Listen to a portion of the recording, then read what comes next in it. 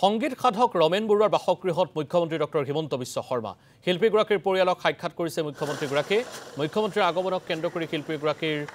বাসগৃহত গঢ়ি তোলা হৈছে কটকটীয়া নিৰাপত্তা ব্যৱস্থা আমি এই মুহূৰ্তত সামগ্ৰিকভাৱে পৰিৱেশটো পোনপটীয়াভাৱে দেখুৱাবলৈ যত্ন কৰিছোঁ এয়া ৰাজ্যখনৰ মুখ্যমন্ত্ৰী ডক্টৰ হিমন্ত বিশ্ব শৰ্মা উপস্থিত হৈছে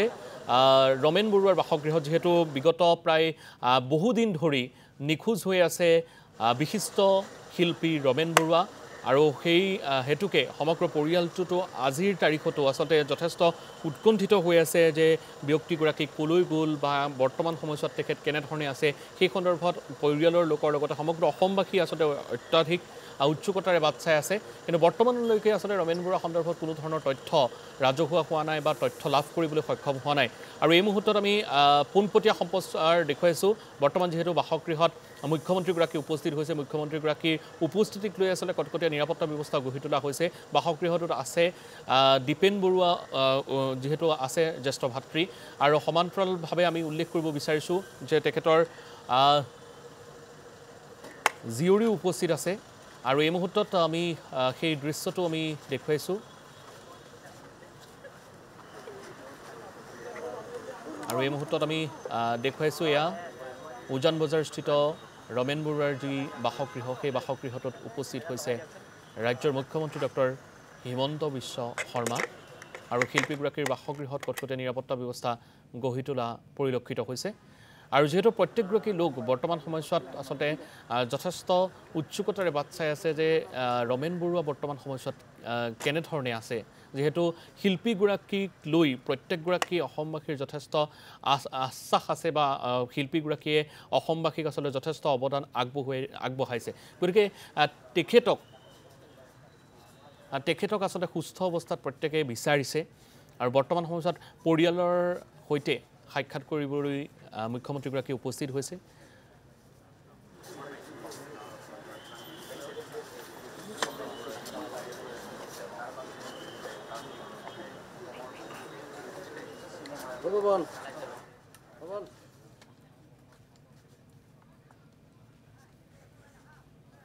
আৰু এই মুহূৰ্তত সতীৰ্থ সাংবাদিক চিন্তুমণি শইকীয়া আমাৰ সৈতে সংযোজিত হৈছে চিন্তুমণি শইকীয়া মই আপোনাৰ সৈতে যোগাযোগত আছোঁ এই মুহূৰ্তত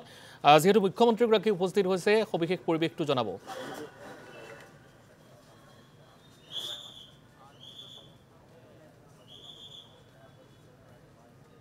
আৰু এই মুহূৰ্তত আমি উজান বজাৰৰ পৰা পৰিৱেশটো দেখুৱাইছোঁ এয়া উজান বজাৰৰ যি বাসগৃহ সেই বাসগৃহটোৰ পৰা আমি পৰিৱেশটো দেখুৱাইছোঁ ৰাজ্যৰ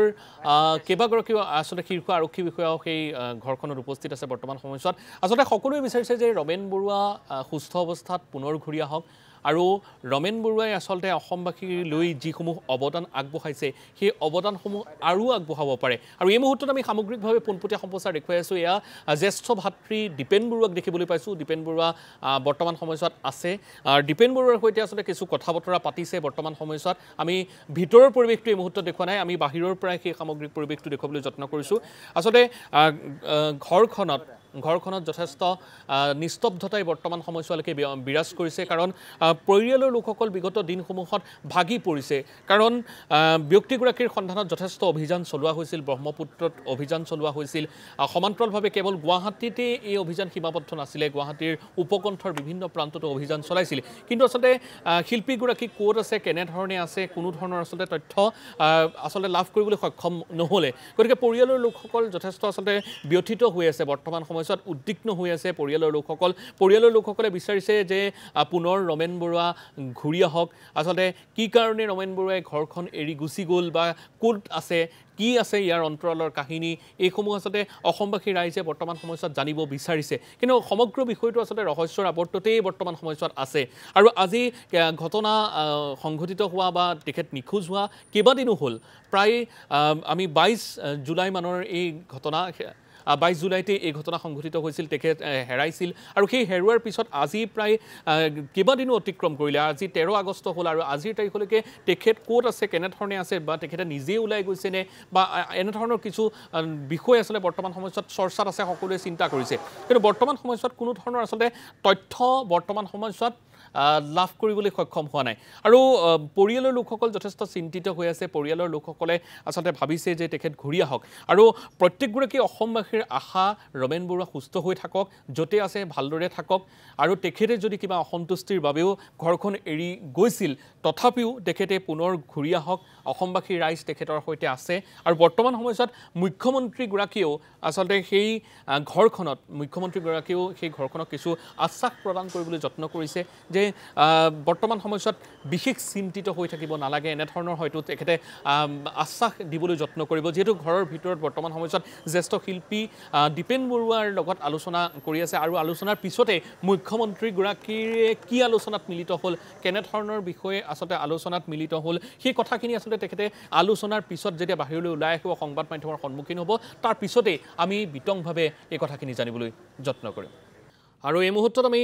কিছু দৃশ্যাৱলী দেখুৱাইছোঁ আপোনালোকে প্ৰত্যক্ষ কৰিছে এয়া সংগীত সাধক ৰমেন বৰুৱাৰ বাসগৃহত উপস্থিত হৈছে ৰাজ্যখনৰ মুখ্যমন্ত্ৰী ডক্টৰ হিমন্ত বিশ্ব শৰ্মা শিল্পীগৰাকীৰ পৰিয়ালক সাক্ষাৎ কৰিছে মুখ্যমন্ত্ৰীগৰাকীয়ে আৰু মুখ্যমন্ত্ৰীৰ আগমনক কেন্দ্ৰ কৰি শিল্পীগৰাকীৰ বাসগৃহত বৰ্তমান সময়ত যথেষ্ট কটকটীয়া নিৰাপত্তা ব্যৱস্থা গঢ়ি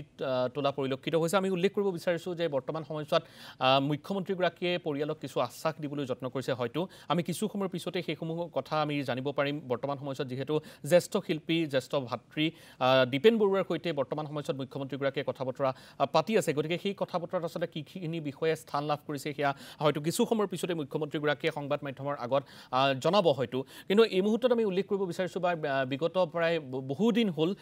ৰমেন বৰুৱা যিহেতু নিখোজ হৈ আছে ৰমেন বৰুৱা বৰ্তমান সময়ত ক'ত আছে কেনেধৰণে আছে সুস্থ হৈ আছে নে নাই তাক লৈ আচলতে প্ৰত্যেকগৰাকী জনতা অসমৰ জনতা বৰ্তমান সময়ত উৎসুকতাৰে বাট চাই আছে প্ৰত্যেকেই বিচাৰিছে যে ৰমেন বৰুৱা পুনৰ ঘূৰি আহক যদিহে তেখেতে কিবা অসন্তুষ্টিৰ কাৰণে ঘৰখন এৰি গুচি গৈছে তথাপিও তেখেতে যাতে পুনৰ ঘূৰি আহক অসমৰ জনতাই যাতে